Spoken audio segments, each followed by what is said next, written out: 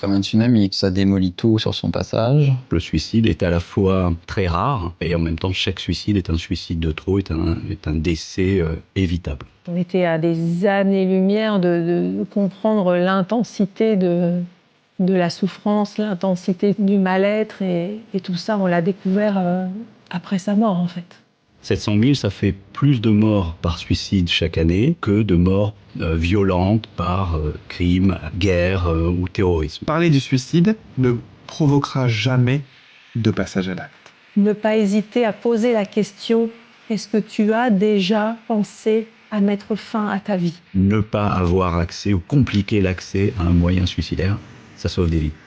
Ils avaient, entre guillemets, tout pour être heureux. On n'en parle pas, c'est complètement tabou.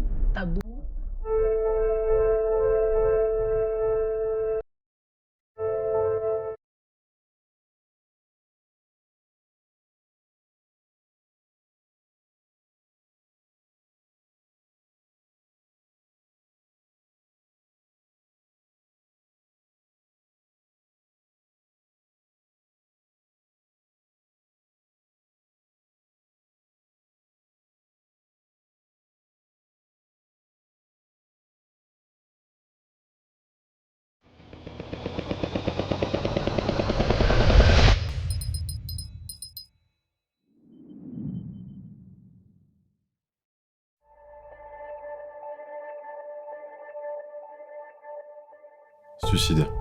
C'est un mot qui dérange, c'est un mot qui fait peur. Un sujet que l'on évite dans les couples, dans les familles, entre amis ou entre collègues. Un sujet qui est absent des débats publics, pour lequel aucune grande campagne nationale de prévention n'a été lancée à ce jour. Le suicide, c'est peut-être l'un des derniers grands tabous français. Un tabou privé, public, qui isole et qui tue. Le suicide est pourtant un enjeu de santé publique, avec des chiffres très élevés et une évolution récente inquiétante des tentatives et des idées suicidaires. Alors que la prévention routière, par exemple, est omniprésente et qu'elle a démontré son efficacité pour sauver des vies, la prévention du suicide, elle, reste dans l'ombre, alors qu'elle a aussi démontré son efficacité. 9200. C'est le nombre de personnes décédées par suicide en 2022. 3267 personnes ont perdu la vie sur les routes de France métropolitaine la même année. Il est donc temps de libérer la parole autour du suicide, pour comprendre et surtout pour prévenir. Je suis Edgar Marmet, j'ai 29 ans et j'ai moi-même fait face aux idées suicidaires plusieurs fois dans ma vie.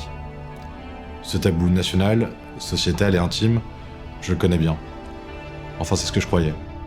Pendant des mois, j'ai étudié, j'ai cherché les spécialistes du sujet, les associations mobilisées, j'ai reçu le témoignage de personnes endeuillées ou de personnes ayant connu des crises suicidaires mais qui sont aujourd'hui rétablies, des mois de travail, des mois d'échanges, mais surtout de révélations personnelles qui m'ont poussé à créer un documentaire qui pourrait briser le tabou autour du suicide en libérant la parole des personnes en souffrance, mais aussi en mettant en avant les solutions existantes et l'incroyable engagement de ceux qui les portent. Ce documentaire, en fait, c'est celui que j'aurais aimé voir quand j'étais en souffrance, pour savoir que je n'étais pas seul, que vous n'êtes pas seul. C'est aussi celui que j'aurais aimé que ma famille, mes amis ou mes collègues puissent voir, pour comprendre et pour pouvoir en parler. Parce que si on peut exprimer des idées suicidaires, encore faut-il que la personne qui les reçoit ait les clés pour aider. C'est enfin celui que je partage avec un grand public pour que la société puisse enfin s'emparer du sujet. La prévention du suicide, c'est un combat pour le maintien du lien à l'autre, pour une société plus humaine et moins divisée. Pour mettre un nom, un visage, une histoire sur les victimes de suicide et libérer la parole de ceux qui restent, nous avons rencontré Hélène et Fabrice. Ils ont perdu leur fille Lou, décédée par suicide à 20 ans en 2021. Engagée depuis dans la prévention du suicide des jeunes, Hélène a accepté, avec son mari Fabrice, de témoigner pour briser le tabou et faire avancer la prévention du suicide.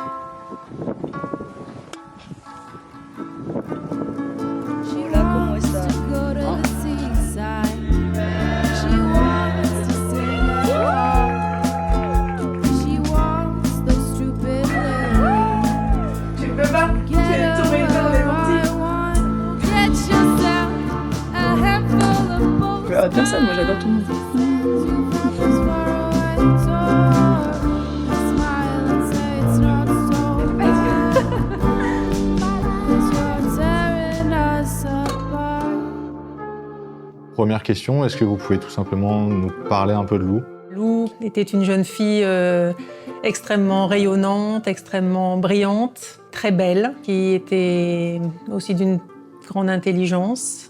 Elle avait eu une scolarité sans aucune difficulté. Elle avait eu son bac avec mention très bien. Elle est rentrée à Sciences Po Paris, ce qui était ses études de rêve. Elle était aussi très sensible, très à l'écoute, très curieuse de la personnalité des gens qui l'entouraient. Elle avait une très grande exigence en fait dans l'intensité de ses relations avec les autres, l'intensité des conversations. Elle aimait dessiner, elle aimait surtout écrire. Elle avait un très grand talent littéraire, même si elle ne voulait pas toujours l'admettre. On a découvert après sa mort qu'elle avait écrit beaucoup de textes, beaucoup de poèmes en particulier. Elle avait ce qu'elle disait être un syndrome de l'imposteur. Elle disait qu'elle était rentrée à Sciences Po par accident parce qu'elle était tombée sur un sujet qu'elle maîtrisait parfaitement. Elle avait quand même ce côté de manque de confiance en soi, ce qui la faisait douter en permanence. Puis elle se posait beaucoup de questions de manière générale. C'est vrai que beaucoup de questions existentielles, et beaucoup de questions sur le monde, sur sa place dans le monde, très solaire presque à l'extérieur, mais beaucoup de questionnements à l'intérieur d'elle-même. Elle était assez populaire, entre guillemets. Elle avait beaucoup d'amis avec différents groupes d'amis. Dans certains cas, il peut y avoir du harcèlement scolaire, des choses comme ça. Ça, par exemple, c'est quelque chose qui n'a pas du tout touché Lou à votre connaissance. En fait, on n'a pas vraiment trouvé de traumatisme ou d'événements vraiment particuliers qui auraient pu expliquer d'une certaine manière son suicide. Pour ses amis, elle était vraiment quelqu'un qui savait les comprendre et quelqu'un qui même savait leur trouver des solutions. Peut-être les derniers mois, les dernières semaines, est-ce qu'il n'y avait évidemment pas de signes avant-coureurs, mais est-ce que vous l'avez vu peut-être un peu changer sur certains aspects? En fait, elle avait passé un semestre à Madrid dans le cadre de ses études.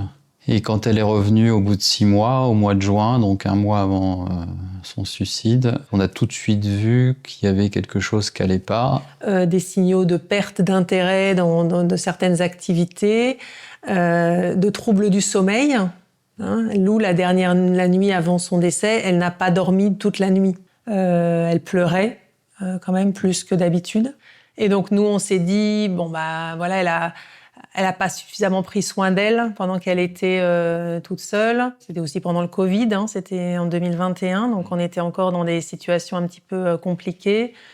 Donc on s'est dit, bon bah on va la faire bien dormir, bien manger. On lui avait quand même fait voir une psychologue, mais c'est pareil, comme c'était le Covid, c'était en distance. Il y avait des signaux faibles que nous, on n'a pas su interpréter de la bonne façon.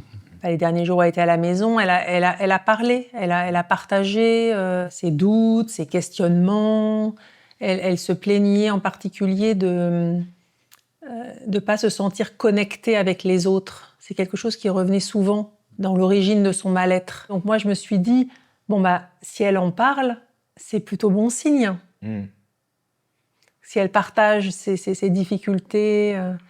Mais on était à des années-lumière de comprendre l'intensité de la souffrance, l'intensité du mal-être, et tout ça, on l'a découvert après sa mort, en fait. On a retrouvé quand même pas mal d'écrits, de textes de Lou, donc ça nous a aidé à comprendre l'intensité de sa souffrance, parce qu'elle n'avait pas de laisser de lettres lors de son décès. On avait quand même du mal à parler de nos émotions. Je pense qu'on leur a pas très souvent posé la question de comment tu te sens, qu'est-ce que tu as aimé ou pas aimé.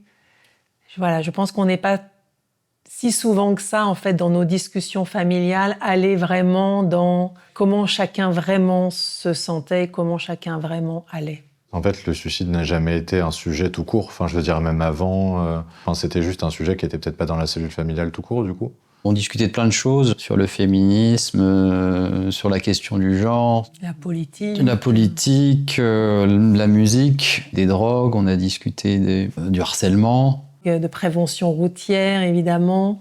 Mais jamais on a discuté du suicide comme étant un risque pour les jeunes. J'étais probablement encore dans ces idées reçues que pour se suicider, il faut soit être vraiment malade, avoir une maladie psychique mais vraiment importante, ou avoir subi vraiment un traumatisme particulier, ou avoir des conditions de vie très difficiles. Enfin, et nos enfants n'avaient rien de tout ça. Ils avaient, entre guillemets, tout pour être heureux. Quelles ont été les conséquences aussi pour vous, personnelles, peut-être même professionnelles? C'est comme un tsunami, ça démolit tout sur son passage. Non seulement c'est un deuil, mais en plus c'est un deuil par suicide qui est plutôt stigmatisé par la société. Et c'est la perte d'un enfant, ce qui est aussi quelque chose de très particulier. Forcément, on se pose énormément de questions. On commence par la culpabilité. Ensuite, on remet en question toute l'éducation qu'on a donnée à ses enfants. Le suicide, c'est une vraie entreprise de démolition. Ça peut démolir des couples. Nous, ça n'a pas été notre cas parce qu'on a choisi de traverser ça ensemble. Moi, j'ai repris le boulot assez rapidement après la mort de Lou, parce qu'au début, ça m'a fait du bien. Et puis, au bout de 18 mois, ça a créé une situation de burn-out, en fait, de dépression. Donc, ça a changé ma vie, parce que ma vie professionnelle était assez importante. Et ça fait presque 2 ans maintenant que je ne travaille plus. Il faut trouver de nouvelles raisons d'avancer, en fait. Ça peut être changer d'orientation professionnelle, changer de centre d'intérêt, mais ça laisse pas indemne. Il y a vraiment tout à refaire. Oui, il y a clairement un avant et un après. Maintenant, à chaque fois, on dit c'était avant ou c'était après le décès de Lou. On devient plus spirituel au sens de trouver un sens justement à sa vie. On fait plus de grands dîners où il y a 10 personnes et tout le monde rigole. On est incapable de faire ça. Comment vous avez été soutenu, par exemple, par des amis, par la famille? Comment ça s'est manifesté? Déjà, est-ce qu'ils ont été là? Et si oui, comment ils vous ont aidé aussi, tous les deux, à traverser ça? Oui, ils ont été là, aussi bien la famille que les amis. Alors, je ne sais pas si c'est incroyable, mais en tout cas, on a eu la chance d'avoir des amis extrêmement présents. Lou s'est suicidée quand elle était dans un groupe d'à peu près 30 personnes. Et parmi eux, des très bons amis de Lou. Ça nous fait du bien aussi d'avoir cette relation avec les amis de Lou, parce qu'on les voit grandir, on les voit passer leur diplôme, on les voit devenir adultes. Ils nous parlent de Lou et ils dévoilent des facettes que nous, on ne connaissait pas. C'est quelque chose qui nous a beaucoup aidés juste après la mort de Lou et qui continue à nous aider, en fait. Et puis, il y a notre Oui, je veux dire, on peut difficilement ne pas parler de la famille sans parler de Martin. Même si l'enfant décédé prend une place énorme, d'avoir encore un enfant à nos côtés, ça a été une grande source de force, d'inquiétude aussi. Il a mis beaucoup de temps en fait à réussir à parler de Lou. Il a quitté la maison au moment de son décès, donc en fait avec ses nouveaux amis, il s'est protégé comme ça. Et il a mis un certain temps à intégrer le suicide de Lou dans sa vie, mais là, il avance sur ce chemin et ça nous fait aussi énormément de bien de voir ça. On se soutient tous les trois, évidemment. Vous avez été accompagné